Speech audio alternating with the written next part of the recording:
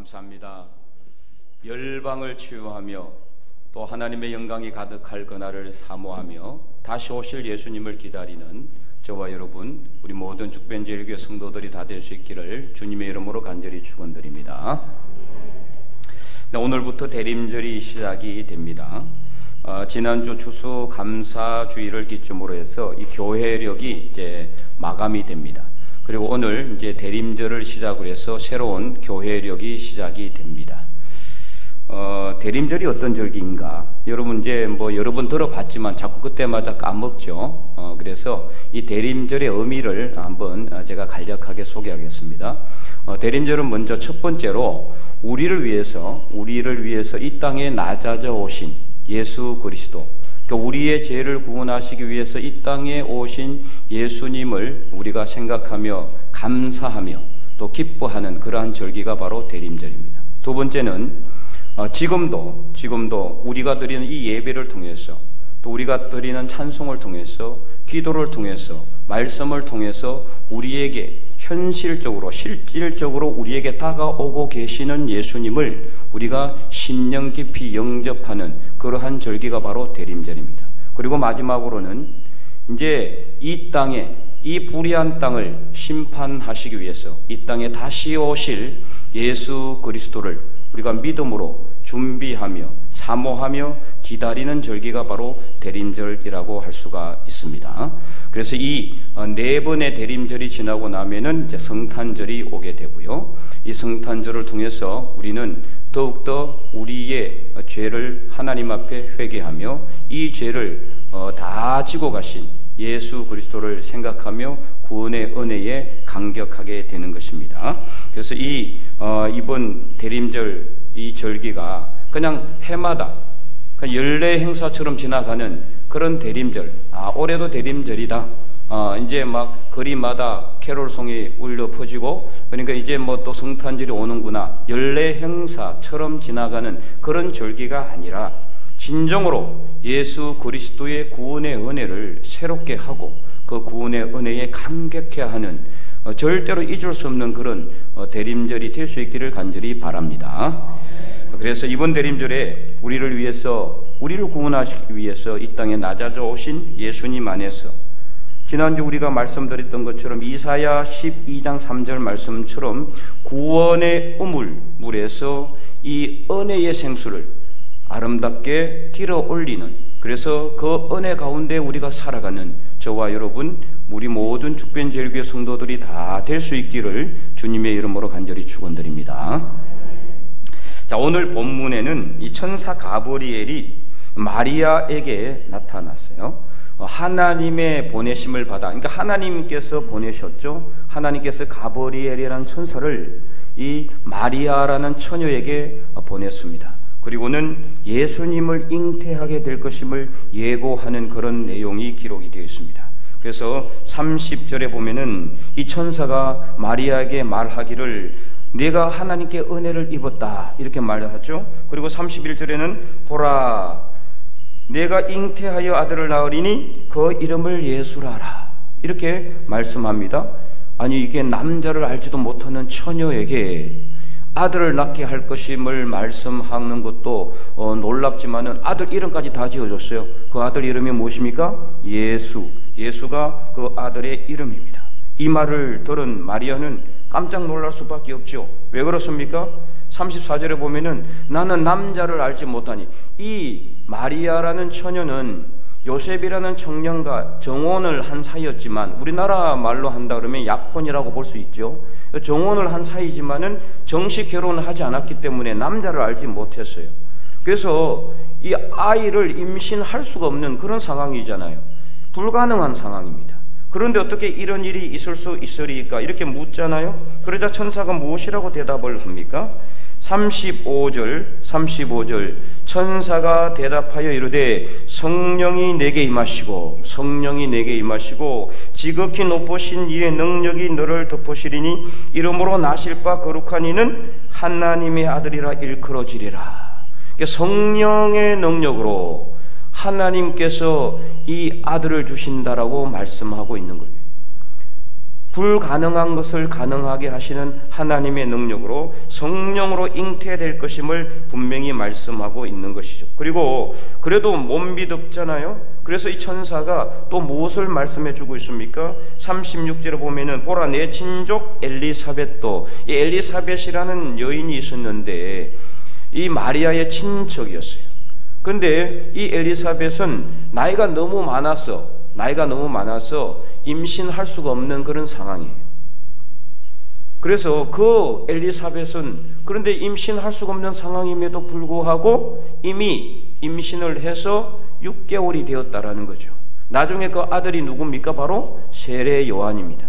예수님보다 먼저 와서 예수님께서 하실 모든 사역을 미리 준비했던 그 사람이 바로 세례 요한인데, 세례 요한의 어머니도 엘리사벳이고 그 엘리사벳도 임신할 수 없는 그런 조건 안에 있었지만 성령의 능력으로 이런 일이 일어났다. 그러니까 하나님께서 내게 은혜를 주시면은 너도 아들을 낳을 수 있는데 그 아들의 이름이 바로 예수라는 것입니다. 그래서 37절에 무엇이라고 말씀하고 있습니까? 대저 하나님의 모든 말씀은 능하지 못하심이 없느니라. 하나님께서 말씀하시면은 어떤 일도 일어나게 된다는 것을 말씀하고 있죠. 그랬을 때에 38절 마리아가 이르되 주의 여종이오니 말씀대로 내게 이루어지이다. 이 마리아도 결국 순종하게 되는 것을 볼 수가 있습니다. 자, 그러면은 이 땅에 오신 이 예수님은 우리에게 어떤 분으로 오셨습니까? 바로 오늘 말씀의 설교의 이 주제가 왕으로 오신, 구원의 왕으로 오신 예수 그리스도입니다. 왕으로 오셨다라는 것입니다. 왕으로. 그래서 32절과 33절은 이렇게 기록하고 있지 않습니까? 우리 32절, 33절을 다시 한 번 더 보면은 그가 큰 자가 되고, 우리 함께 읽어볼까요? 그가 큰 자가 되고 지극히 높으신 이의 아들이라.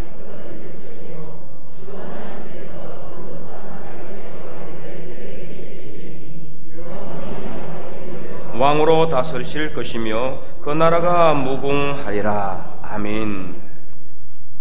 왕이 된다는 말이 두 번이나 연속해서 반복되고 있죠. 그러니까 분명히 왕으로 오셨다라는 거예요. 마태복음 2장에도 보면은요, 동방박사들이 배를 관측을 하다가 엄청나게 놀라운 메시아의 배를 보게 됩니다. 누군지는 모르니까 그 배를 따라와요. 그래서 어디까지 옵니까? 예루살렘까지 와서 유대인의 왕으로 나신 이가 어디 있느냐 이렇게 물어가지고 큰 소동이 일어나게 되는 것을 볼 수가 있습니다. 그러니까 왕으로 분명히 오셨다는 것을 말하고 있는 것이죠. 그러면 이 왕은 어떤 왕이냐? 여러분, 왕이라고 하면은 절대 권력을 가지고 있잖아요. 요즘 같은 대통령 이거는 뭐 그냥 아무것도 아닙니다. 당시 왕은요, 왕의 말이 곧 법이에요. 그러니까 절대 권력을 휘두르는 그런 왕이 바로 왕인데, 그러나 예수님은 그런 왕으로 온 것이 아니에요. 절대 권력을 휘두르는 폭군으로서의 왕이 아니라 바로 우리를 죄에서 구원하시기 위해 왕으로 오셨다라는 것을 말하고 있습니다. 그래서 31절 말씀을 다시 한번 더 보시기 바랍니다. 31절 말씀 함께 읽어볼까요? 보라 내가 잉태하여 아들을 낳으리니 그 이름을 예수라 하라. 자, 여기서 예수라는 이름의 뜻이 있어요. 뜻이 있다. 이 뜻은 어떤 뜻이냐? 마태복음 1장 21절을 보면은 우리 다 함께 읽어보겠습니다. 아들을 낳으리니 이름을 예수라 하라. 이는 그가 자기 백성을 그들의 죄에서 구원할 자이심이라 하니라. 아멘. 이 예수의 이름의 뜻이 무엇이냐? 자기 백성들을 그 죄에서 구원할 자다. 그러니까 이 예수님은 우리에게 분명히 왕으로 오셨는데 절대 권력을 휘두르는 폭군으로서의 왕이 아니라 우리를 구원하시기 위한 구원의 왕으로 오셨다라는 것입니다. 완전히 의미가 다른 것이죠. 구원의 왕으로 오셨다. 그냥 왕이 아니라 구원의 왕으로 오신 예수님을 찬양하기를 바랍니다. 우리를 구원하시기 위해서 어디로부터요? 죄로부터, 우리의 모든 죄와 허물로부터, 우리의 연약함으로부터, 우리의 모든 부족함으로부터 우리를 구원하시기 위해서 구원의 왕으로 오셨다는 것을 말씀하고 있는 것입니다. 백성들을 억압하고 착취하고 찍어 누르는 절대 권력자로서가 아니라 그 백성을 자기 백성으로 삼으시고 그리고 그를 죄에서 구원하시기 위해서 이 땅에 낮아져 오신 것입니다. 그런데 왕으로 오셨다 그러면은 여러분 어떻습니까? 왕이라면은 엄청난 권력을 가지고 있기 때문에 휘황찬란한 그런 어떤 옷을 입고 금빛 찬란한 왕복을 입고 큰 수레를 타고 올 것 같지 않습니까? 그러나 그러지 않았어요. 예수님이 이 땅에 오신 모습은 절대 그런 세상적인 아주 화려하고 웅장하고 그런 모습으로 오지 않았어요.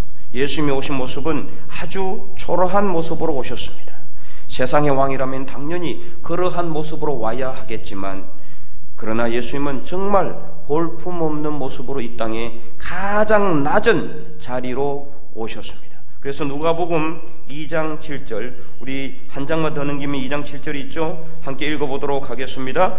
첫 아들을 낳아 강보로 싸서 구유에 뉘었으니 이는 여간에 있을 곳이 없음이러라. 아멘. 당시에 이제 이 마리아는 이 요셉과 정혼을 했지만은 아직 결혼하지도 않는데 임신을 했어요. 그러자 그 요셉이 나중에 그 사실을 알고 조용히 마리아와의 관계를 끊고자 해요. 오해할 수밖에 없잖아요.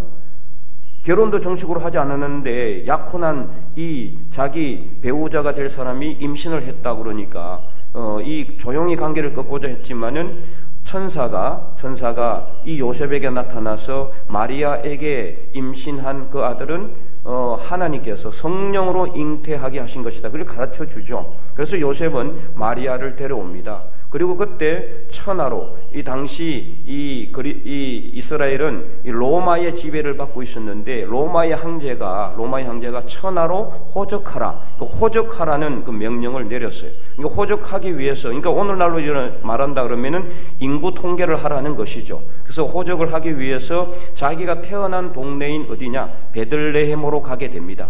그래서 임신을 해서 만삭이 된 이 마리아를 데리고 요셉이 어디로 갑니까? 베들레헴으로 갔지만 그곳에 묵을 곳이 없었어요. 그래서 오늘 본문 2장 7절에 여간에 있을 곳이 없어서 어디로 갔느냐?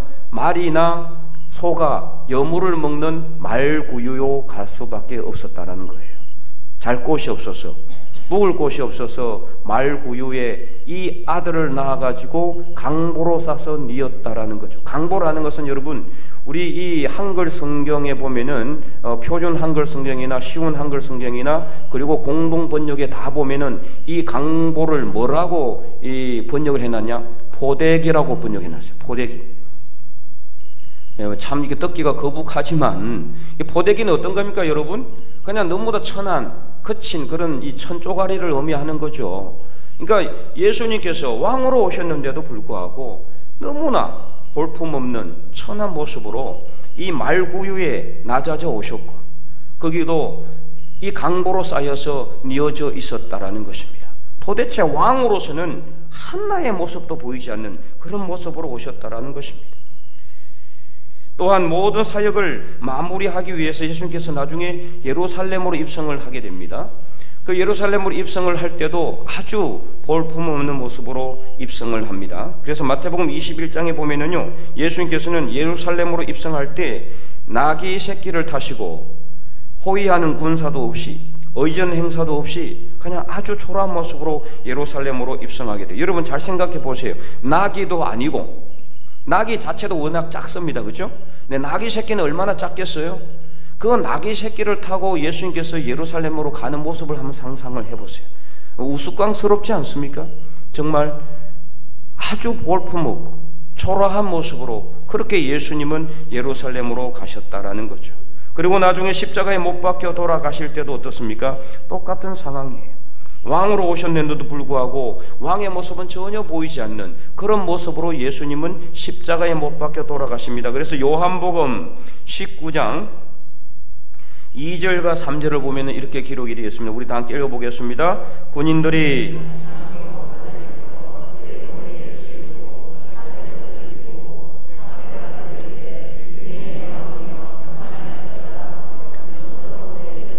아멘. 유대인의 왕이여. 왕으로는 부르지만 그 모습은 왕의 모습이 아닌 거죠. 실제적인 모습은, 이 현재 보이는, 눈에 보이는 모습은 전혀 그게 아니었다는 거죠. 그리고 19장 19절에도 보면은 빌라도가 이 십자가 위에 패를 붙여서 썼는데 뭐라고 썼느냐? 19절 읽어보겠습니다. 빌라도가 패를 써서 십자가 위에 붙이니 나사렛 예수 유대인의 왕이라 기록되었더라. 그리고 20절도 한번 읽어보겠습니다. 예수께서 못 박히신 곳이 성에서 가까운 고로 많은 유대인이 이 패를 읽는데 히브리와 로마와 헬라 말로 기록되었더라. 아멘. 히브리 말뿐만이 아니라 당시 이 세계 공용어라고 할 수 있는, 당시에는 세계 공용어가 바로 뭐냐? 로마어나 헬라어예요. 로마어는 라틴어를 이야기하는데 오늘날로 이야기한다면 여러분 영어 같은 것을 이야기한다고 볼 수가 있죠. 이 말은 무슨 의미입니까? 예수님께서 그냥 한 나라의 왕으로만 오신 것이 아니라 온 세상에 만국의 왕으로 이 땅에 오셨다라는 것을 이 성경은 증거하고 있는 것입니다.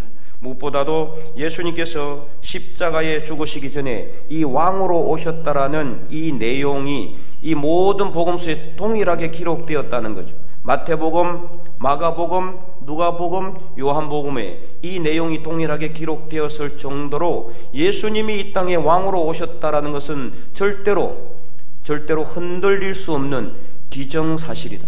분명한 사실이라는 것을 말씀하고 있는 것입니다. 이처럼 예수님께서 분명히 왕으로 오셨는데도 불구하고 성경은 그것을 분명히 증거하고 있는데도 불구하고 그 모습은 너무나도 초라하고 볼품이 없는, 그래서 십자가에 못 박혀 돌아가실 때에도 왕이라면은 힘 한번 써볼 수 있을 법한데 아무런 힘도 쓰지 아니하시고 연약한 모습으로 십자가에 못 박혀 돌아가시는 것을 볼 수가 있습니다. 그렇다면 왕으로 오신 예수님께서 이런 모습으로 오신 이유가 무엇입니까? 힘이 없었습니까? 아니면 무늬만 왕이었기 때문에 힘도 없고 능력도 없는 그런 왕이었기 때문에 그렇습니까? 아니죠. 예수님께서 이렇게 낮아져 오셨고 볼품없는 모습으로, 그리고 초라하게 짝이 없는 모습으로, 연약한 모습으로, 무기력한 모습으로 십자가에 못 박혀 돌아가신 것은 바로 하나님께서 선지자들을 통해서 예언하신 메시아의 그 말씀, 하나님께서 하신 말씀을 그대로 순종하기 위해서라는 것임을 우리는 분명히 알아야 합니다. 그래서 스가랴 9장 9절을 보시기 바랍니다. 스가랴 9장 9절을 우리 함께, 이 하나님께서 스가랴라는 선지자를 통해서 이미 오래전에 예수님께서 탄생하시기도 전에 온 백성들에게 알리기 위해서 이 예언의 말씀을 주셨는데, 바로 메시아가 이 땅에 오시는데 어떤 모습으로 오시느냐, 이것을 곧 예수님이 이 땅에 탄생하실 때, 그리고 이 땅에서 사역하실 때 예수님의 모습이 어떤 모습인가를 이미 예언해 놓으신 거예요. 자, 우리 스가랴 9장 9절 한번 읽어보도록 하겠습니다.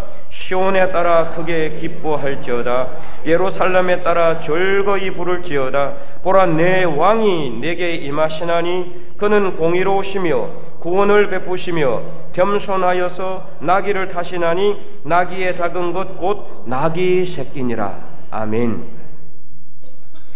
이미 하나님께서 선지자들을 통해서 다 예언해 놓으신 말씀을 그대로 순종하기 위해서라는 겁니다. 예수님이 힘이 없어서가 아닙니다. 예수님이 능력이 없어서가 아닙니다. 예수님이 하나님의 그 모든 예언의 말씀을 순종하기 위해서 이 나귀 새끼를 타시고 오셨지만, 그러나 그는 공의로우시며 구원을 베푸시며 겸손하신 왕이라는 것을 우리는 알아야 한다라는 것입니다. 그러므로 오늘 우리는 분명히 예수님께서 이 땅에 왕으로 오셨지만 우리에게 구원을 베푸시기 위한 왕으로 오셨다는 것을 결코 잊지 말아야 할 것입니다. 그래서 오늘 본문 33절에도 다시 한 번 더 33절을 보시기 바랍니다. 33절 말씀 함께 읽어보겠습니다. 영원히 야곱의 집을 왕으로 다스리실 것이며 그 나라가 무궁하리라. 아멘. 영원히 왕으로 다스린다. 이 세상의 왕은 절대로 영원히 다스릴 수가 없어요. 아무리 오래 살아도 100년 이상 사는 사람이 있습니까? 200년, 300년 산다고 해도 영원히 다스릴 수는 없습니다. 무궁하리라. 무궁 끝이 없을 정도로 끝이 없는 그 나라의 왕이 된다는 것은 무엇을 의미하느냐? 예수님께서 한 나라의 정치적인 왕으로 오신 것이 아니라 온 세상의 왕으로 오셨을 뿐만 아니라 메시아로서 하나님 나라의 통치자로 이 땅에 오셨다라는 것을 분명히 증거하고 있는 것입니다. 그래서 예수님께서는 이 땅에 왕으로 오셨지만은 그러나 구원의 왕으로 오셨기 때문에 우리를 죄에서 구원하시기 위해서는 예수님께서 겸손하게 낮아질 수밖에 없었고 십자가에 못 박혀 돌아가실 수밖에 없었습니다. 왜요? 우리의 죄를 대신 지고 가시기 위해서 왕으로 오셨음에도 불구하고 구원을 베푸시기 위해서는 십자가에 못 박혀서 우리의 모든 죄를 다 용서하시기 위해서 그런 모습으로, 무기력한 모습으로 십자가에 죽으신 것입니다. 그러므로 오늘 우리는 구원의 왕으로 오신 예수님께서 우리와 함께 하심을 믿으시기 바랍니다. 그러므로 이것이요, 우리에게는 너무나 큰 은혜입니다. 엄청난 은혜입니다. 그렇지 않습니까 여러분? 왕으로 오신 예수님이 그냥 일국의 왕이 아닙니다. 모든 나라의 왕입니다. 온 세상의 왕입니다. 절대 권력을 가진 그런 이 세상의 통치자가 아니라 하나님 나라의 통치자로서 이 땅에 오신 그 놀라우신 하나님의 아들 예수 그리스도께서 우리를 위해서 구원을 베푸시기 위해서 구원의 왕으로 오셨다라는 것은 우리에게 있어서 너무나 큰 은혜임을 여러분 믿으시기 바랍니다. 그래서 절대 권력을 휘두르기 위해서 이 땅에 오신 것이 아니라 우리를 죄에서 구원하시기 위해서 겸손하게 우리를 섬기시기 위해서 이렇게 이 땅에 낮아져 오셨으니 이보다 더 큰 은혜가 어디 있겠습니까? 이 세상에 어떤 왕이 자기 백성을 그 죄에서 구원하시기 위해서 겸손하게 낮아져서 십자가에 자신의 몸을 못 박히신단 말입니까? 있을 수 없는 일입니다. 그러므로 오늘 우리는 왕으로 오신 예수님, 한 나라의 왕도 아니요 온 세상의 왕이요 하나님 나라의 절대 권력 통치자로서 이 세상에 오셨지만은 그럼에도 불구하고 겸손하게 우리를 위해서 우리의 죄를 다 지고 가신 예수 그리스도를 다시 한 번 더 겸손하게 우리의 삶 속에 받아들일 수 있기를 간절히 소망합니다. 그래서 이 불의하고 이 죄악된 세상을 심판하시며 무엇보다도 우리 믿음의 사람들을 온전히 구원하시기 위해서 이 땅에 다시 오실 예수님을 우리는 사모함으로 기다릴 수 있기를 바랍니다. 그때는 언제가 될지 아무도 모릅니다. 내일이 될지 모레가 될지 그 다음 날이 될지 내년이 될지 아무도 모릅니다. 그러므로 우리는 그 날을 알지 못하기 때문에 항상 깨어서 믿음으로 준비하며 기다려야 되는 것입니다. 앞으로 우리는 어떤 삶을 살 것인가를 이 대림절을 통해서 다시 한 번 더 우리 삶을 돌아보며 기다릴 수 있기를 바랍니다. 그래서 믿음으로 기다리는, 그래서 믿음으로 우리 예수님을 사모하며 우리는 정말 깨어서 예수님 다시 오심을 준비할 때 그 날에 예수님 다시 오실 그 날에 우리에게 착하다 충성된 종이라고 칭찬할 수 있는 그 칭찬을 받을 수 있는 저와 여러분이 되시기를 간절히 소망합니다. 그래서 온 세상에 진정한 왕으로 오셨으며 하나님 나라의 통치자로 오셨으며 영원 무궁토록 우리를 다스리실 구원의 왕으로 이 땅에 낮아져 오신 예수 그리스도 앞에 우리는 찬양과 경배와 영광을 올려드릴 수 있기를 주님의 이름으로 간절히 축원드립니다. 기도하겠습니다. 하나님, 감사와 찬송과 영광을 올려드립니다. 온 세상의 왕이요 하나님 나라의 통치자요 구원의 왕으로 오신 예수님을 다시 한 번 더 우리의 심령 깊이 영접하고 그 구원의 감격을 다시 한 번 더 우리 삶 속에 느낄 수 있기를 원합니다. 그동안 잊어버렸던 하나님의 구원의 은혜, 예수 그리스도의 구원의 은혜를 다시 우리 삶 속에 가져와서 우리가 살아가는 모든 삶에 힘들고 어려움이 있다면 이 예수 그리스도를 통해서 위로받고 은혜를 통하여서 다시 일어나서 능력 가운데 승리하는 믿음의 백성들이 다 될 수 있도록 인도하여 주시옵소서. 그래서 이 땅에 분명히 다시 오실 예수 그리스도를 믿음으로 기다리며 사모하며 오늘도 이 땅에 우리와 함께 계시는 예수님을 우리가 통해서 신과 능력을 받고 힘있게 믿음의 삶을 살아갈 수 있도록 도와주시옵소서. 지금도 우리와 함께 계시며 앞으로 분명히 이 땅에 다시 오실 우리 주 예수 그리스도 이름으로 감사하며 기도드리옵나이다. 아멘.